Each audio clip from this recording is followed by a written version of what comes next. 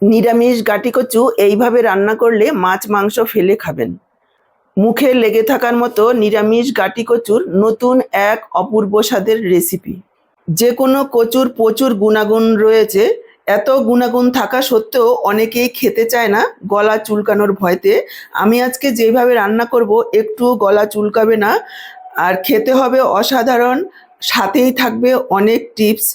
আশা করছি আপনাদের প্রত্যেকেরই ভীষণ ভালো লাগবে। তো চলুন দেরি না করে রেসিপিটা দেখে নেওয়া যাক। নমস্কার বন্ধুরা, আমি সোমা। আহারে বাহার রান্নাঘরে আপনাদের সবাইকে অনেক অনেক স্বাগত জানিয়ে শুরু করছি আজকে দারুণ স্বাদের একটা গাটি কচুর সম্পূর্ণ নিরামিষ রেসিপি। গাটি কচুর রেসিপিটা করার জন্য দেখুন আমি এখানে 500 গ্রাম গাটি কচু খোসা ছাড়িয়ে ভালোভাবে ধুয়ে নিয়ে চলে আসলাম। এবার কচুগুলোকে এইভাবে কেটে নিচ্ছি। আপনারা চাইলে গোল গোল করেও কাটতে পারেন বা দু টুকরো করেও কাটতে পারেন। আমি এইভাবে একটু মিডিয়াম সাইজের করে কাটছি। এইভাবে কাটলে যেমন রান্নাটা তাড়াতাড়ি হবে, সেরকম খেতেও ভীষণ ভালো হবে। দেখুন আমি এখানে সবগুলো গাটি কচু এভাবে কেটে রেডি করে নিয়েছি। এবার চলে আসলাম মূল রান্নায়। গ্যাস অন করে কড়াই বসিয়ে দিয়েছি। দিয়ে দিলাম 1 লিটার পরিমাণ জল। আপনারা চাইলে গাটি কচুগুলো প্রথমে সিদ্ধ করেও খোসা ছাড়িয়ে রান্না করতে পারেন, তবে এইভাবে কেটে যদি সেদ্ধ করা বা ভাপিয়ে নেওয়া হয় তাহলে গাটি কচুর যে জেল জেলে অংশটা রয়েছে সেটা অনেকটাই কম হয়। জলের মধ্যে দিয়ে দিলাম পরিমাণ মতো লবণ। গাটি কচুগুলোকে একটু ভাপিয়ে নেব। এইভাবে একটু ভাপিয়ে নিলে জেল জেলে ভাবটাও কম হবে, আবার গলা ধরার যদি কোনো সম্ভাবনা থাকে সেটাও হবে না। দিয়ে দিলাম গাটি কচুগুলো, মিশিয়ে নিয়ে প্রায় 4-5 মিনিট সময় নিয়ে গাটি কচুগুলোকে একটু ভাপিয়ে নিতে হবে।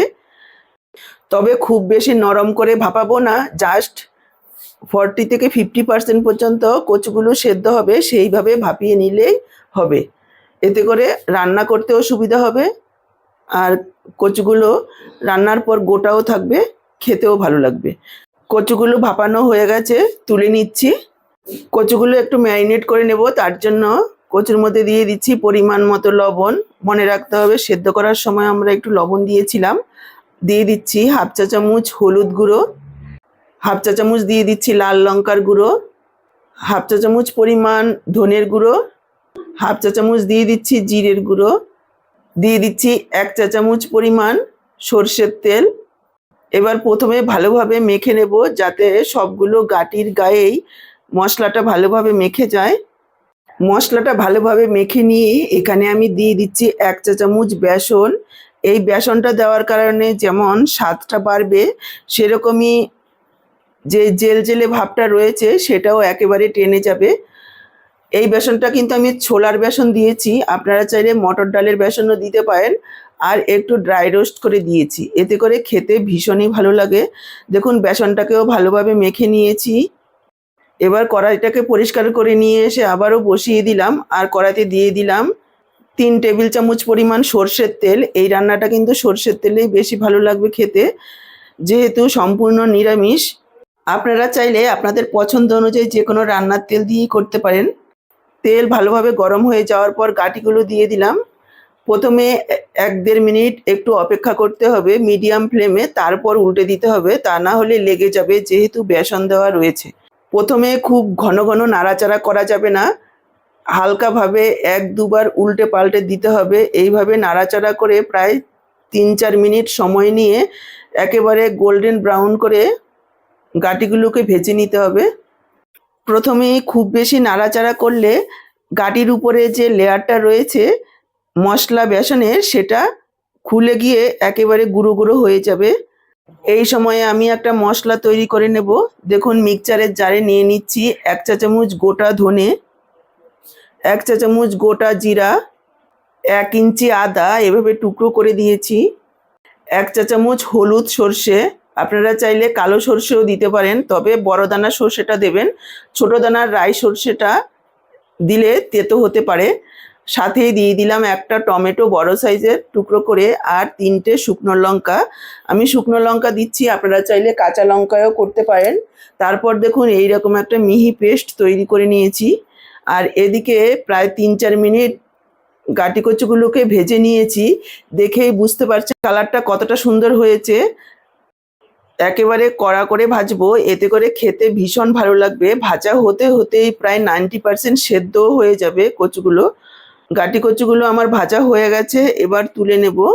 দর্শক বন্ধুরা, এখানে একটা কথা মনে করিয়ে দিতে চাই, আমার আজকের রান্নাটা দেখে কেমন লাগলো কমেন্ট বক্সে জানাতে ভুলবেন না। ভালো লাগলে অবশ্যই একটা লাইক করে শেয়ার করে দেবেন।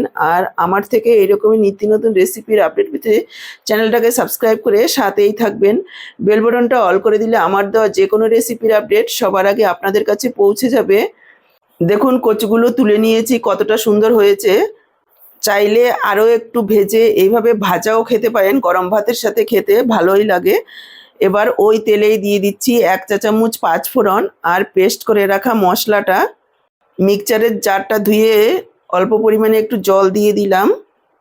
দিয়ে দিচ্ছি পরিমাণ মতো লবণ, দিয়ে দিচ্ছি 1/2 চা চামচ হলুদ গুঁড়ো আর 1 চা চামচ পরিমাণ কাশ্মীরি লাল লঙ্কার গুঁড়ো। এতে ঝাল হবে না, কালারটা সুন্দর হবে।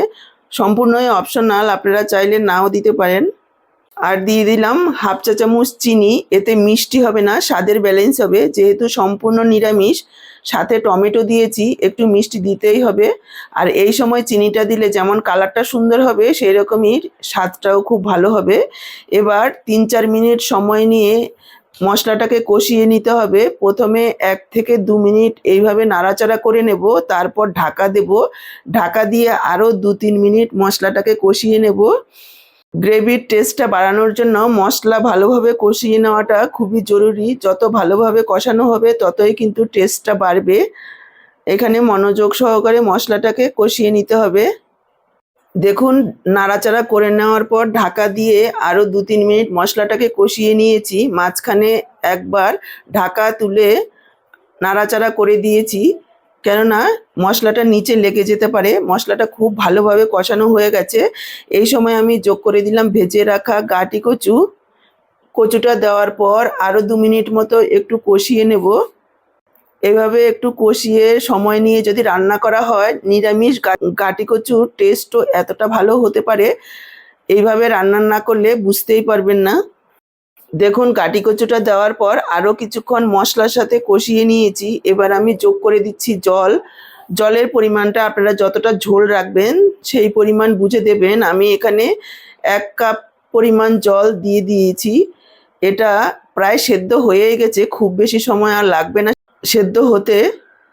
জলটা দেওয়ার পর আরও একবার মিশিয়ে নিলাম। এবার ঢাকা দিয়ে আরও 3-4 মিনিট মিডিয়াম লো ফ্লেমে রান্না করে নেব। দেখুন ঢাকা দিয়ে আরও 3-4 মিনিট রান্না করে নিয়েছি। খুব সুন্দরভাবে কাঠিগুলোও সেদ্ধ হয়েছে। আর আমি লবণ মিষ্টিটা চেক করে নিয়েছি, আপনারাও এই সময়ে একটু চেক করে নেবেন, যদি প্রয়োজন হয় দিয়ে দেবেন। দেখুন একবার দেখিয়ে দিচ্ছি কাঠিটা কতটা সুন্দরভাবে সেদ্ধ হয়েছে। গোটা আছে, খুব সুন্দরভাবে সেদ্ধ হয়েছে, অথচ গলে যায়নি। বাচ্চারা অনেক সময় খেতে চায় না, এভাবে রান্না করলে বাচ্চারাও খাবে। এবার দিয়ে দিলাম 1/2 চা চামচ পরিমাণ গরম মশলার গুঁড়ো। আরও একবার মিশিয়ে নিচ্ছি। ঢাকা দিয়ে রেখে দেব 5 মিনিট, তারপর সার্ভ করব। যাতে করে সব কিছু খুব সুন্দরভাবে সেট হয়ে যায়। 5 মিনিট ঢেকে রাখার পর একবার ফাইনাল লুকটা দেখিয়ে দিচ্ছি। দেখুন কতটা সুন্দর হয়েছে দেখতে, খেতেও অসাধারণ হয়। গাটি কচুর তরকারি তো আপনারা কত রকমভাবে খেয়েছেন, একবার হলো এইভাবে বানিয়ে খেয়ে দেখুন, অপূর্ব স্বাদের হয় খেতে। আমি এবার সার্ভ করে দিচ্ছি। ফেসবুক থেকে ভিডিওটা দেখে থাকলে আহারে বাহার রান্নাঘর পেজটাকে ফলো করার অনুরোধ রইল। তাহলে আজকে এই পর্যন্ত, আবার দেখা হবে এইরকমই নতুন কোনো রেসিপির সাথে। সবাই ভালো থাকুন, সুস্থ থাকুন। আপনাদের সবার সুস্থতা কামনা করে এখানেই শেষ করছি।